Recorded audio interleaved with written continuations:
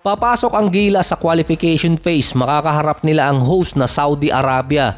As of August 10, 7 AM, lamado ang KSA kontra sa Gilas. Hindi to basta sa game kundi times 3.4 ang Gilas papasok ng qualification phase. 100 tama 340 dahil ang Saudi ay plus 24 sa game points. Ito yung nilamang nila sa kalaban. Samantalang yung Gilas minus 7. Parang nakakahabol na talaga yung ibang bansa pagdating sa basketball dito sa Pilipinas. Ang leading scorer ng Gilas sa group phase ay si Justin Brownlee. 21 points, 6 rebounds, 2 assists, 47% sa 3-point area. Ang pangalawa, si Dwight Ramos. Merong 18 points, 4 rebounds, 3 assists, 50% shooting sa field. Yun nga lang, medyo mababa siya pagdating sa beyond the arc. Nasa 29%. Kung medyo naiangat pa to ng at least 35%, talaga mas gaganda pa yung laro ng Gilas nun. Sa buong tournament so far, ang Gilas merong 31% mula sa 3-point area. So matagal na rin namang comment to na kapag international tournament yung 3-point shooting ang isa sa game changer. Kaya siguro naglagay ng 4-point area sa PBA para masana yung mga player. Kaso sa tournament naman sa FIBA, wala naman silang 4-point area. Ang pinakamasakit pa sa lahat nun pagdating sa free throws, 68% lang sa SGA country yung Gilas. Dalawang players lang ang halos nakakapasok sa free throw area. Si Brownlee na merong 66% 4 attempts per game at si Dwight Ramos na merong 69% na nasa 4 attempts din. Kung naiangat nila yun at least 80%, game changer pa rin yun para sa mga nakaraang game. May pinakamataas na efficiency by minutes si Kevin Cambao.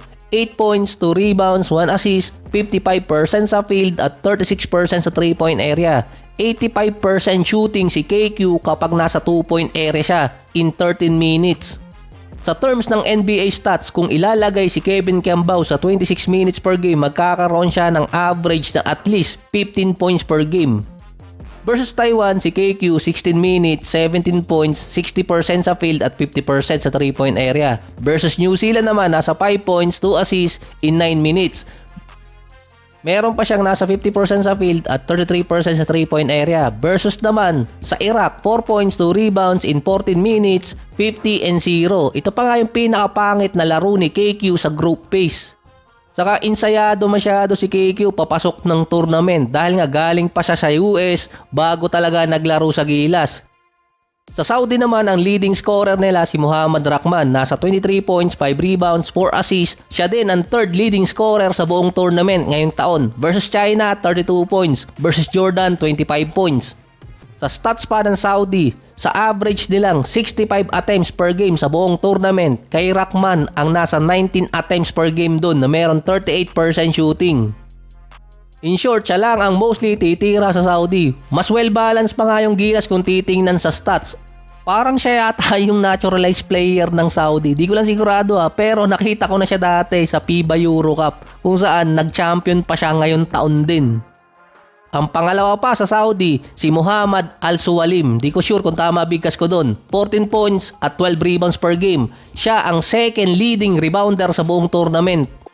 Tinalo nila ang Jordan na based naman sa mga comment dahil nga si RHJ ay hindi naglaro doon, nahirapan sila magbuo ng lineup. Ang China nahirapan din kontra Saudi, 93-88. Kahit pa natambakan ng China sa point ng game itong Saudi, nahabol pa nila yon.